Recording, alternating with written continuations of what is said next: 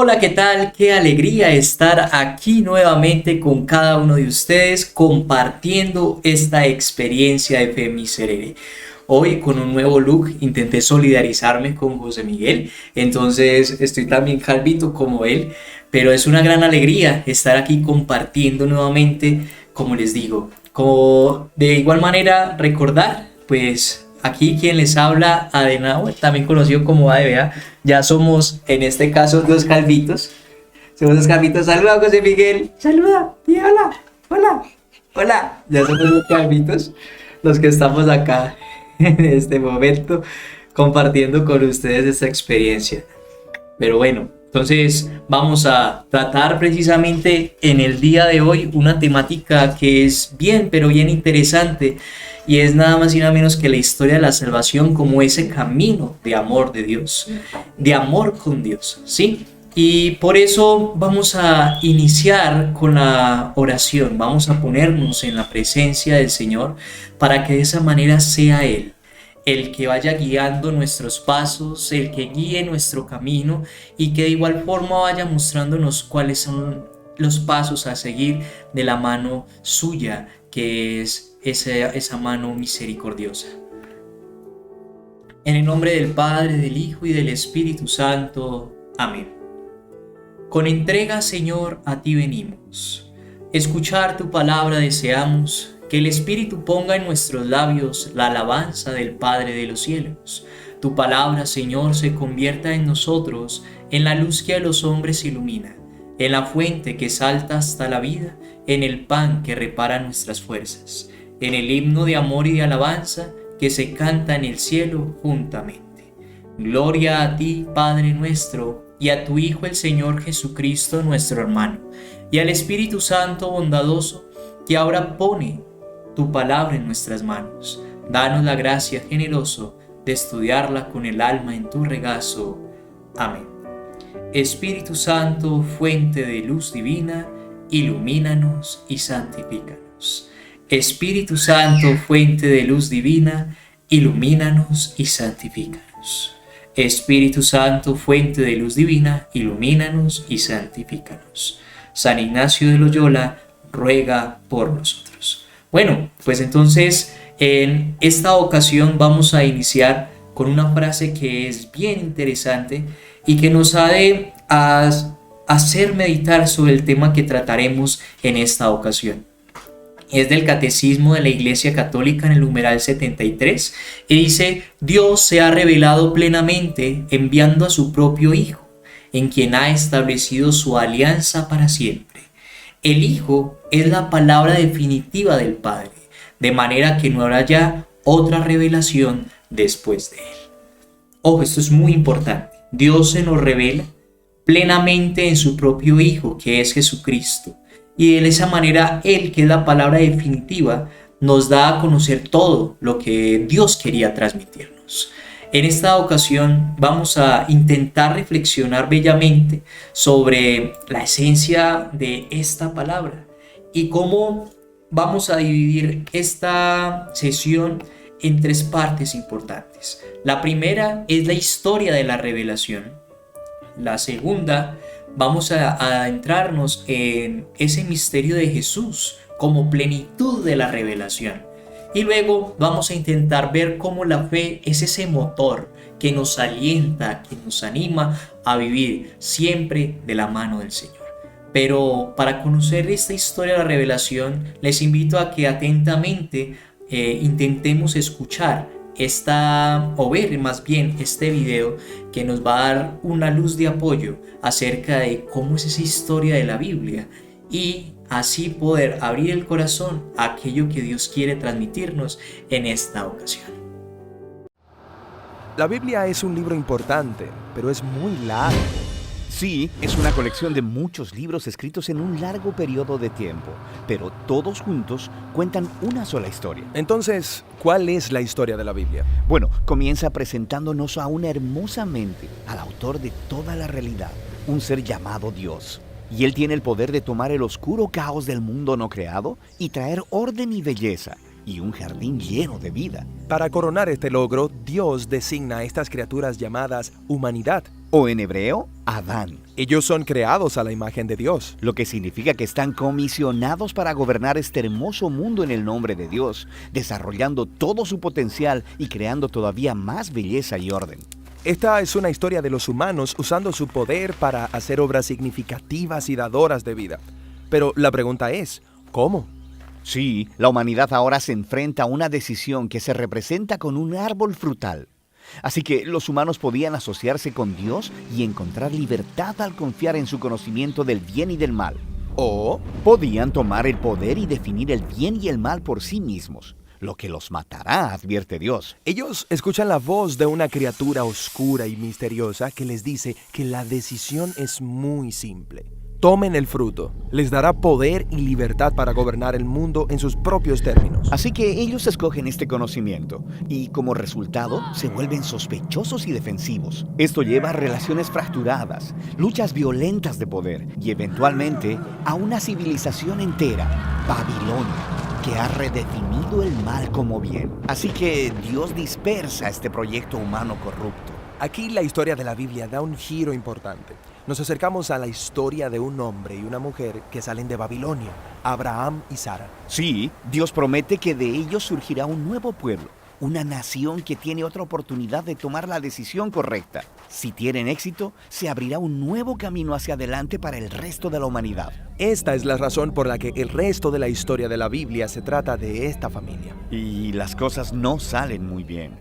A pesar de la guía personal de Dios, la familia de Abraham se rinde ante la misma tentación, redefinir el bien y el mal en sus propios términos, separados de Dios. Incluso cuando los mejores de entre ellos estaban a cargo, gobernantes que amaban la guía de Dios y tenían sabiduría divina, aún ellos cedieron. Así que Israel fue advertido por sus propios profetas de que estas decisiones los llevarían de nuevo a Babilonia, esta vez como cautivos conquistados viviendo en el exilio.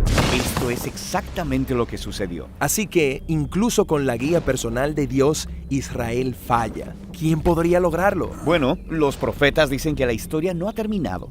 Dios enviará un nuevo líder a Israel para cubrir sus faltas y para transformar los corazones y las mentes del pueblo para que puedan tomar la decisión correcta. Así termina la parte de la Biblia llamada Antiguo Testamento y estas promesas quedan en espera. Y luego la historia bíblica continúa en el Nuevo Testamento. Se nos presenta un hombre que viene del linaje de los reyes de Israel, Jesús de Nazaret. Él dijo que traería el cumplimiento de todas estas promesas. Él confrontó esa maldad oscura y misteriosa a la que toda la humanidad se había rendido y resistió su poder. Luego, él anunció que Dios había llegado para gobernar el mundo a través de él mismo. Jesús enseñó acerca de la definición de Dios del bien y el mal. Él dijo que el verdadero poder es servir a otros. De acuerdo con Jesús, es la gente que ama a los pobres e incluso a sus enemigos. Esta es la clase de gente que verdaderamente gobernará el mundo. Esto es confuso, pero también muy hermoso. Sí, así que eso es lo que dice la historia acerca de Jesús, que Él es Dios hecho hombre, para hacer para Israel y para toda la humanidad lo que jamás podríamos haber sido por nosotros mismos. Él vino para tomar las consecuencias de nuestra maldad sobre sí mismo, y su amor sacrificial demostró ser más poderoso que la maldad, incluso más que la muerte misma. Así que ahora la humanidad tiene una nueva decisión. Representada por un nuevo árbol, un madero. Mantenerse en la antigua manera de ser humano o aventurarse en este nuevo camino. Y en esta historia, aquellos que eligen el camino de Jesús se encuentran a sí mismos empoderados por el poder de Dios. Las personas que saben que son amadas y perdonadas por Dios pueden volverse personas que aman y perdonan a otros. El movimiento de Jesús se dispersó rápidamente a través del mundo, formando estas nuevas comunidades, personas que siguen el camino de Jesús. Pero se enfrentan con problemas.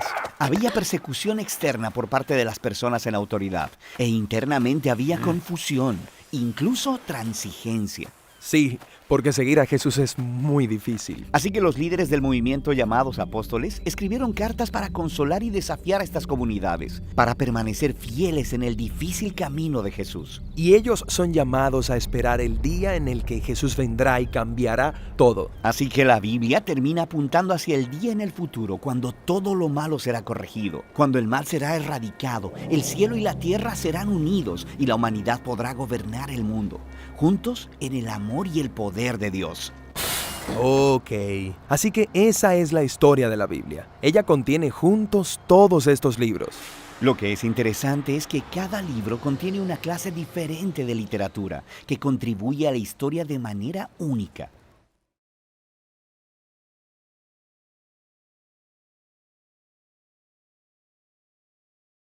Muy bien, nosotros estamos entonces recordando este hermoso proyecto llamado Proyecto Biblia, del cual nos apoyamos para intentar dar una luz a aquello que queremos transmitir, y es el estudio de la Biblia. Estamos nosotros haciendo un camino. Lo primero que hicimos fue meditar acerca de la lección divina o la lectura divina, que consistía en 5 pasos, que fue la sesión anterior. Esos primeros 5 pasos donde la lectura, la meditación, la oración, la contemplación y la acción, precedida por una que no es tan conocida pero igualmente fundamental como lo es la statio o la preparación para, nos llevan a saber que la palabra de Dios nosotros la oramos para luego poder estudiarla y la estudiamos para orarla. Si todavía no has visto este video, te lo recomendamos, ya que te va a ayudar muchísimo para poder extender tu conocimiento con respecto a esta palabra divina y también abrir el corazón a aquello que Dios quiere para ti. Y de esa forma pasamos, como lo decía el video, por todo un camino. Eso es lo que vamos a intentar conocer o profundizar a detalle a lo largo de esta sesión o de estas sesiones seguidas que contienen como tal la historia de la salvación. En esa historia de la salvación vemos cómo todo tiene un inicio, donde vemos el Génesis con Adán y Eva, y a través del pecado original vemos que aparecen los patriarcas, como lo son Abraham, su hijo Isaac, luego sale Jacob, viene la historia de José, luego después de eso el pueblo es esclavizado.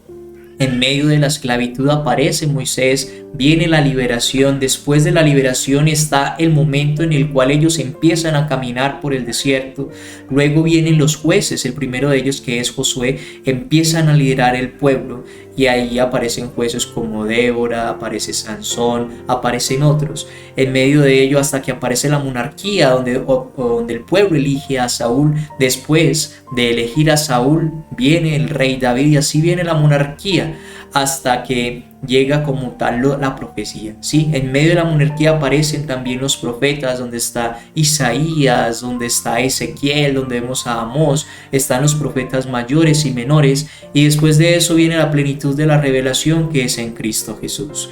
Con Jesús que nace, toma la decisión de encarnarse, de hacerse hombre por amor a nosotros. En ese momento, ese Cristo nos da ejemplo de cómo llegar al Padre.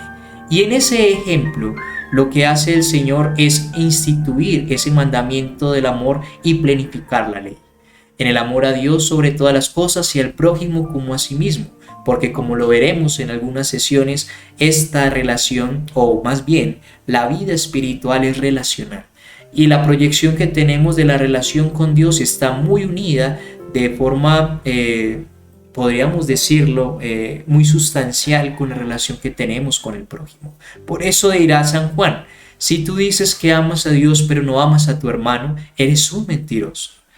¿Por qué? Porque si no amas a Dios a quien no ves, no podrás amar a tu hermano a quien ves. Esa es la esencia, ese es el secreto. Por eso después de que Jesús muere, luego Él resucita y tras su resurrección se instituye la iglesia. Y Él sabe que el pueblo, más bien sus primeros seguidores o apóstoles, se van a sentir con miedo. Por eso nos envía al prometido, al Paráclito, al Espíritu Santo, al Consolador. Y a partir de ahí empieza a extenderse lo que nosotros conocemos como la fe cristiana. Ese es un pasaje, un recorrido muy rápido sobre todo lo que vamos a intentar profundizar en la historia de la salvación. Pero para poder comprender eso, lo primero que debemos de entender es en qué consiste como tal la revelación. Hay un documento muy lindo conocido como la Dei Verbum, que es una constitución del Concilio Vaticano II, que intenta a nosotros plantearnos lo siguiente. Nos dice que primero vamos a intentar identificar qué significa la palabra historia, y ahí comprendemos que la historia es el lugar donde Dios se revela a los hombres. La historia es el lugar donde Dios se revela a los hombres. No olvidemos esto. En las religiones politeístas, y cuando nos referimos a el politeísmo, estamos hablando de aquellas religiones que como tal creen en varios dioses, ¿sí? Ahí, por ejemplo, aparecen entonces la religión de los griegos, aparecen los romanos, aparecen tantas religiones, la de muchos indígenas, ¿sí? Muchas religiones politeístas. De entre ellas también está, por ejemplo, el hinduismo como tal. Aparece, no sé, o sea, algunas tantas religiones politeístas, incluso aquellas que creen en sí mismo, como también aparecen como el budismo. Pero las tres grandes religiones monoteístas, que son el judaísmo, el islam y el cristianismo, de ellas, sobre todo en la judeocristiana, es Dios el que toma la decisión de revelarse al hombre. Y esa decisión de revelarse nos hace darnos cuenta de que Dios nos acompaña en nuestra historia y no es ajena. En las religiones diversas, el hombre era el que buscaba a Dios. En la judeocristiana es Dios el que busca al hombre y participa en su historia. Por eso la experiencia de Dios en su historia personal y comunitaria hace que nosotros nos sintamos acompañados, y el ejemplo se dio en Cristo Jesús. Jesús se encarna, eso en griego se llama kenosis, o el abajamiento de Dios. Ese abajamiento de Dios, esa encarnación de Él, es para que nosotros, como seres humanos, comprendiéramos que Dios actuaba con nosotros, sufría con nosotros, porque en muchas ocasiones corremos el gran riesgo de sentirnos abandonados y de pensar de que no hay nada que podamos hacer. Ante esto, Jesús nos dice: oye, detente, calma, yo estoy contigo, por eso muero por ti, por eso yo te doy ejemplo de qué es lo que debes de seguir. Entonces, el primer punto, ¿dónde acontece Dios? En la historia personal, comunitaria. ¿Nosotros buscamos a Dios? No. Es Dios el que nos busca a nosotros, el que se revela. Además de esto, nosotros pues vamos a ver que hay que entender que la historia tiene un objetivo, y es la salvación. La historia humana es el camino de la historia de la salvación. Por eso decíamos al inicio que en realidad la historia de la salvación es un camino de amor. Es un camino de amor entre Dios y el hombre, entre Dios y su pueblo elegido, que somos nosotros. El designio de Salvador de Dios es progresivo. ¿Qué quiere decir eso? Él empezó a enviar los profetas, se revela, le dice a Abraham: ve, yo te voy a dar a ti una tierra, te voy a dar a ti una descendencia perpetua. Después de eso, saca al pueblo de Egipto en eso que llamamos el Éxodo, o la Pesaj, o la Pascua, que es el paso. Que en el judaísmo era el paso de la esclavitud a la liberación, de la esclavitud de Egipto a la liberación en la tierra prometida, pero que en el cristianismo no es el paso de la esclavitud del pecado a la liberación que se nos da por la resurrección. Nosotros nos hacemos libres gracias a esa liberación que nos viene de Cristo. Por esa razón, la historia humana es el camino de la historia de la salvación de Dios. Cuando nosotros nos dejamos encontrar por Él, Él se nos revela y tiene un objetivo muy claro: salvarnos. El objetivo principal de Dios es brindarnos la salvación. Ahora, ¿qué pasa? Resulta que ante esa salvación que Dios quiere brindarnos a nosotros, que Él quiere donarse, que Él quiere revelarse, ¿de qué forma lo hace? Pues vamos a verlo aquí. Él lo hace de manera muy especial. En primer lugar, a través de hechos, pero también lo hace a través de palabras. ¿Cómo así? ¿Qué quiere decir eso? Dios se revela a través de hechos concretos. Por ejemplo, la creación. Eso lo dice también la Dei Verbum. Dios se nos revela a través de hechos y palabras. Todo lo creado es una muestra viva y fidedigna del amor de Dios que se nos ha revelado a nosotros para poder brindarnos la salvación. Y así conocer de que si estas cosas que son creadas son tan hermosas y maravillosas, cuán maravilloso no será al mismo tiempo esa bondad infinita de Dios que está con nosotros y en nosotros. Lo segundo, cuando dice que se revela a través de palabras, primero a través de los profetas y segundo a través de la Sagrada Escritura. La Sagrada Escritura no es un libro cualquiera, es un libro sagrado. Y en ese libro sagrado nosotros vemos cómo Dios ha inspirado a muchos hombres desde su humanidad a intentar plasmar las acciones de Dios que son poderosas y portentosas. Por eso no olvidemos que Dios ha tomado la iniciativa de revelársenos a nosotros que somos sus hijos. ¿Qué hemos visto hasta este momento? Dios acontece en la historia, toma la iniciativa de revelarse a nosotros y lo hace a través de ¿qué? De hechos y también de palabras. Ahora bien, ¿qué pasa? Resulta que vamos en este segundo punto a ver cómo la plenitud de la revelación se da en Cristo Jesús. La plenitud de la revelación se nos da a nosotros ¿en quién? En Cristo Jesús.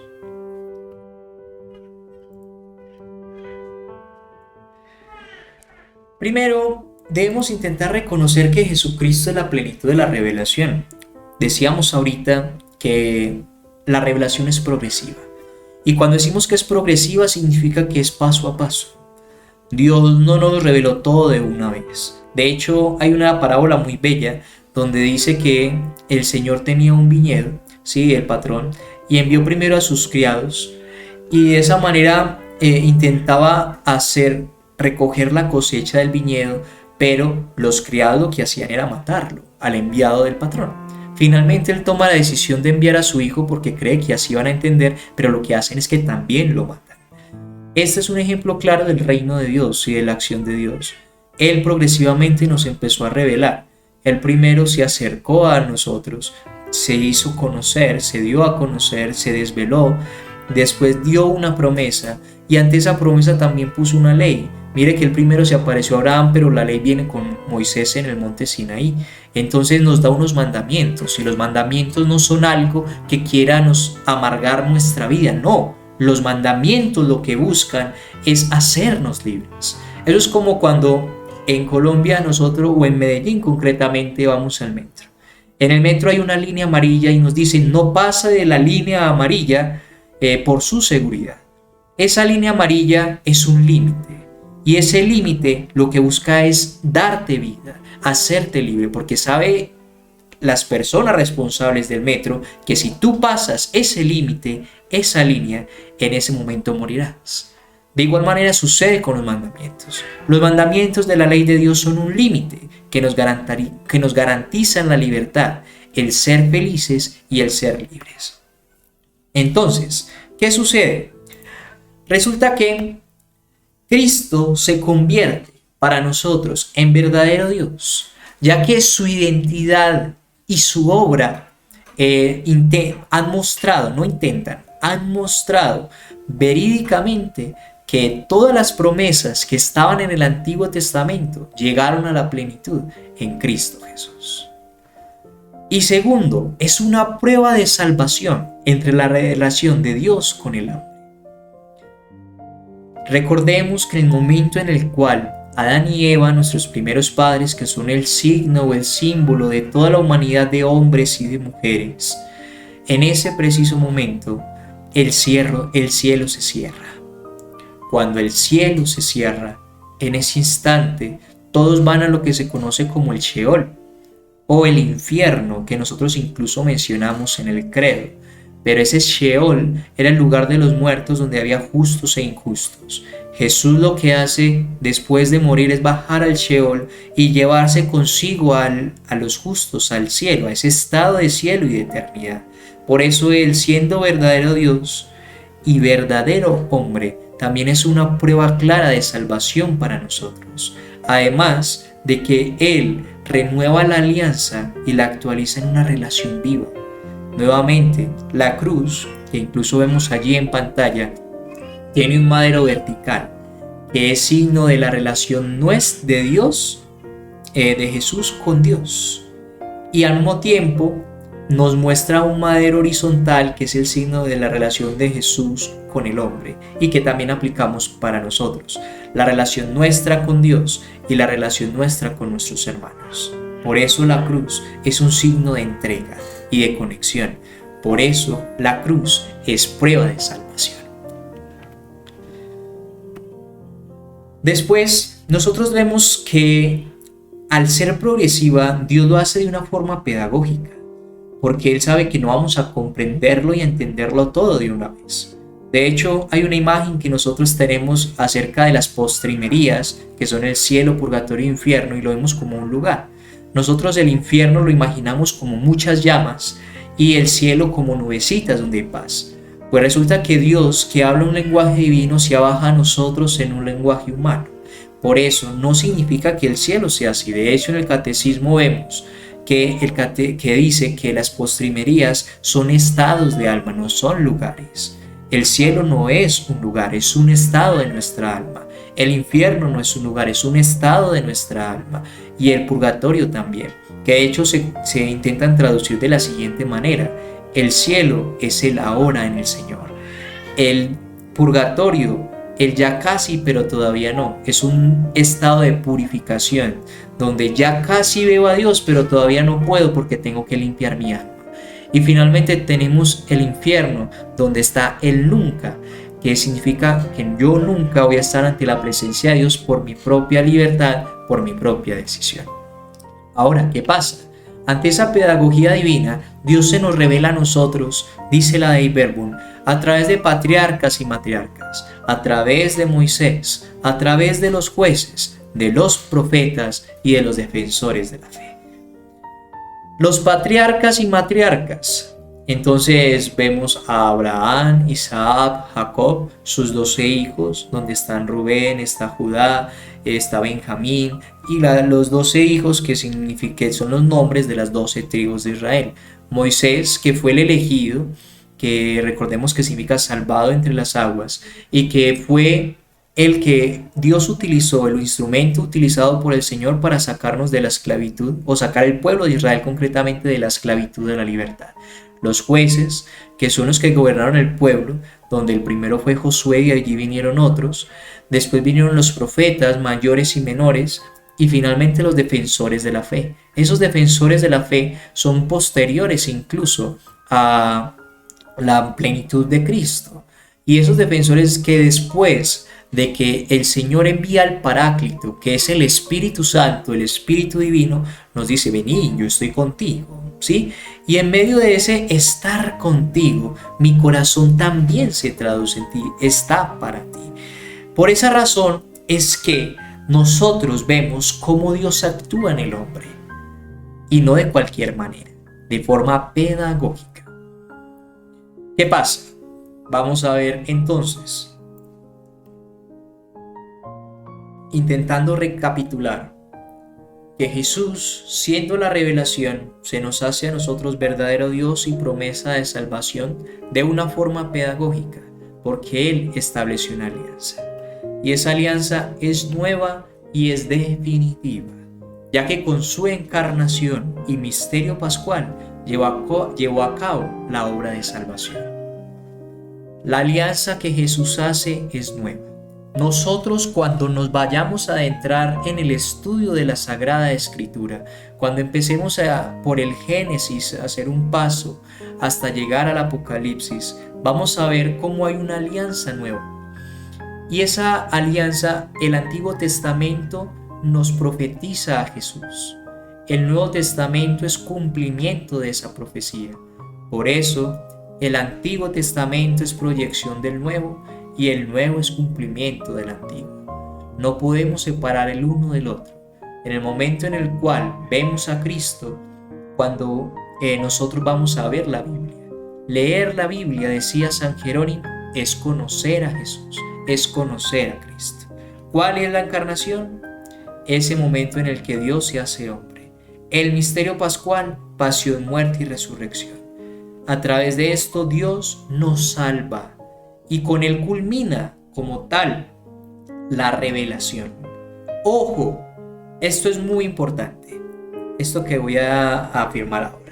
No hay más revelaciones públicas, no hay más, no hay más. A partir de ahí están las revelaciones privadas, pero no hay más revelaciones públicas. La revelación pública final es Cristo, que es la plenitud. Y de hecho, ese entendimiento culmina en el momento en que muere el último de los apóstoles, que es San Juan en la isla de Patmos, el único apóstol de los primeros 12 no mártir. ¿Sí? ¿Qué pasa? No olvidemos esto. Después de que San Juan muere, ya no hay más revelación pública. Lo que viene después son revelaciones privadas. Entonces, que es que se apareció Nuestra Señora de Fátima, es una revelación privada. Nuestra Señora de Lourdes a Santa Bernardita es una revelación privada. Nuestra Señora de Guadalupe a San Juan Diego Cuatlatoatzin es una revelación privada. Que es que también en relación yo no sé dónde, son revelaciones privadas. ¿Y qué significa revelación privada o revelación pública? Esto es muy importante tenerlo en cuenta en el momento de acercarnos a la Biblia. La revelación pública es aquella que yo debo de creer como católico, como cristiano. Yo debo de creerla. ¿Sí? ¿Por qué? Porque fue revelada por el mismo Dios a la humanidad entera. Distinto a la revelación privada que yo no tengo la obligación de creer. Si yo no creo, por ejemplo, en la revelación de Nuestra Señora de la Salet o de Garabandal en España, no pasa nada. Pero si yo no creo que Jesús no está en la Eucaristía, si yo no creo que Jesús resucitó, ahí sí pasa algo, porque no estoy viviendo la fe cristiana. Entonces, la última revelación pública es la de Cristo. ¿Sí? De ahí en adelante las revelaciones privadas, por eso hay que discernirlas mucho, porque ahí vienen lo que se llaman los carismas, distinto a los dones, que los dones del Espíritu Santo son 7, ¿sí? Sabiduría, entendimiento, consejo, fortaleza, ciencia, piedad y temor de Dios. Distinto a esos 7 dones del Divino Espíritu aparecen carismas. Entonces está el carisma de las lenguas, que está descrito en Corintios 13. Sí, en Corintios 12 creo que es, perdón. En primera carta del apóstol San Pablo a los Corintios capítulo 2 y siguientes. Entonces nos intenta a nosotros narrar cuáles son los carismas.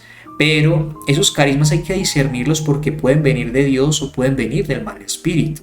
Y ahí es donde aparece lo que en la espiritualidad ignaciana se conoce como discernimiento de espíritus o discreción de espíritus. Y esa discreción de espíritus me lleva a saber si algo que yo creo revelación es de Dios o en su defecto es del mal espíritu, que está actuando en mi vida, que está actuando en mi propio corazón. Ojo, esto es importante en el momento de leer la Biblia, porque si nosotros no pedimos el Espíritu Santo, si no la estudiamos con Espíritu Santo, si no la oramos con Espíritu Santo, vamos a volvernos, si la estudiamos sin Espíritu Santo, teólogos ateos. Si la oramos sin Espíritu Santo, nos volvemos pastores protestantes. Nosotros hemos de leer y orar la Sagrada Escritura iluminados por el Espíritu Santo. Y por eso hay que pedirle al Señor que nos lo envíe, rogarle que nos lo envíe, para aceptar esa verdad en nuestro corazón. Entonces, con Jesús se da la última gran alianza. Vamos a continuar entonces con la última temática de esta sesión y es la fe como motor. ¿Qué pasa? Resulta que la fe permite como tal al hombre interpretar su historia como historia de la salvación. Es difícil que nosotros interpretemos historia de salvación en nuestra propia historia cuando en ella hay sufrimiento, cuando aparece la cruz. Hay un falso razonamiento que dice que nosotros Creemos en Dios y al creer en Dios hay una tierra nueva sin ningún tipo de sufrimiento. Aquí en la tierra. Eso es falso. Si nosotros creemos que por acercarnos a Dios ya no vamos a sufrir más, pues yo les digo, muchachos, están creyendo en otro Dios, pero no en el Dios del cristianismo, no en el Dios de Jesús. Porque Jesús, para poder resucitar, primero tuvo que morir en la cruz. Nosotros no creemos en un Dios muerto, creemos en un Dios vivo que nos ayuda a llevar en nuestra propia carne el sufrimiento que también vivimos, para de esa manera vivir con Él, glorificarnos con Él, a ser partícipes de su resurrección divina. Por eso, la fe permite al hombre interpretar su historia como historia de salvación. Cuando yo tengo fe, si mi madre muere, aunque me causa mucho dolor, porque la amo, porque hay un vacío, o si muere mi hijo o mi esposa, pues yo confío en que Dios también le hará partícipe de su resurrección si ella se mantuvo fiel. De igual manera, si pierdo el trabajo, en lugar de querer suicidarme porque ya no tengo nada que hacer, pongo mi confianza plenamente en el Señor y le digo, aquí estoy, tómame, guíame, muéstrame qué es lo que debo hacer. De igual forma, si caigo en la quiebra, si tengo una dificultad familiar, no me desanimo, porque la fe me mueve, me moviliza, porque la fe es confiar libremente y totalmente en el Señor. La fe es confiar en medio de la noche, aún en medio de la tribulación. Por eso recordemos, como lo dice aquel pasaje evangélico de Santo Tomás, ¿sí? Que de hecho hoy estamos también celebrando en este domingo de la misericordia. Cuando Jesús se le aparece a los apóstoles, Tomás no cree. Pero después de que se le aparece y le dice, ven, mete tu dedo en mis llagas, él le dice, Señor mío y Dios mío. Qué gran promesa. Lo reconozco. Creo, pero aumenta mi fe. Creo. Si tú estás acá es porque crees. Y es importante que le pidamos a Dios que esa fe se nos aumente y que también se nos note, que luchemos. No podemos justificar todos los pecados y errores que cometemos en nuestra debilidad. Es importante saber que somos débiles, pero que esa debilidad ha de ser superada por la gracia divina. Por eso la fe es el motor que nos ayuda a continuar. Vemos entonces también cómo la fe motiva la esperanza y hace florecer la caridad, ya que por fe conocemos a Dios en lo creado, el Espíritu Santo nos es comunicado por el Padre y el hombre comprende los misterios de la divinidad. ¡Qué cosa tan preciosa, hombre! Nosotros, por fe, conocemos a Dios en lo creado. El Espíritu Santo nos es comunicado por el Padre y el hombre comprende los misterios de la divinidad. Cuando nosotros tenemos fe, nos damos cuenta que la creación no es otra cosa que una manifestación del amor de Dios. Y por eso, cuando llueve, cuando hace sol, en el momento en el que vemos los árboles, en el que escuchamos los pájaros, en el que vemos a una persona, aun cuando nos haya herido, le damos gracias a Dios porque Él habita en ello. Dios acontece en todo, pero no es todo, porque Dios lo que quiere es manifestarnos siempre su amor, su infinita misericordia. El Espíritu Santo se nos es comunicado por el Padre, y es que definitivamente Dios sabía que nuestro corazón se iba a sentir triste y desolado en el momento en que partiera a la eternidad en la ascensión. Por eso nos envía el Paráclito, que es el prometido del Padre, aquel que llena nuestra alma y nos muestra el camino que debemos de seguir. No tengamos miedo. Por eso es que para poder entender ese misterio divino también necesitamos fe. Y Dios ilumina nuestro entendimiento para comprenderlo. Pablo lo entendió. San Pablo, después de contemplar a Cristo que se le revela camino a Damasco, él se da cuenta que Jesucristo lo es todo Por eso dice, para mí vivir es Cristo y la muerte una ganancia. Todo lo considero basura con tal de ganar a Cristo. ¿Acaso tú y yo tenemos esa convicción? Esa fe que también moviliza nuestra alma y nuestro corazón. Bueno, pues te invito a que reflexiones sobre esto. Y esta Dei Verbum es una constitución del Concilio Vaticano II que está consagrada a eso, a intentar darnos a conocer la esencia de la revelación divina. Y ese es el primer paso para conocer la historia de la Biblia, para conocer esa historia de la salvación. No olvidemos, Dios se nos revela, toma la iniciativa de hacerlo. Después de revelarse, esto lo hace para poder salvarnos. Y esa salvación lo hace a través de hechos y de palabras. Luego, Él se nos revela de una forma progresiva, y esa forma progresiva llega a su plenitud en Cristo Jesús. Y esa plenitud en Cristo Jesús nos invita a reconocerle a Él como nuestro Dios y Salvador, pero también como una muestra de salvación. Y de esa forma comprender en el corazón que la fe es el motor que hoy nos alienta en medio del camino. Recuerda, el camino es la meta y la meta es el camino. Abre tu corazón y deja que Dios con su misericordia empiece a llenarlo cada vez más. Y no olvides que juntos somos más para servir con amor. Después de esto, te invito a que cierres un momentico tus ojos. Cierra por un instante tus ojos y vamos a hacer esta oración final. Vamos a darle gracias a Dios por acontecer en este momento en nuestras vidas. Vamos a pedirle que nos envíe su Santo Espíritu para poder entender qué es lo que quiere de nosotros, para estudiar su palabra tal como Él lo quiere, como Él lo desea, para conocerla, para vivirla, para poder encarnar ese mandamiento vivo que dice: ama a Dios con todas tus fuerzas, con todo tu corazón, y al prójimo como a sí mismo. Que las relaciones siempre sean más.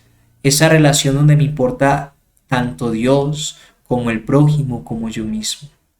Señor, vamos a decirles juntos, abre tus ojos y vas a leer en este momento conmigo esta oración final.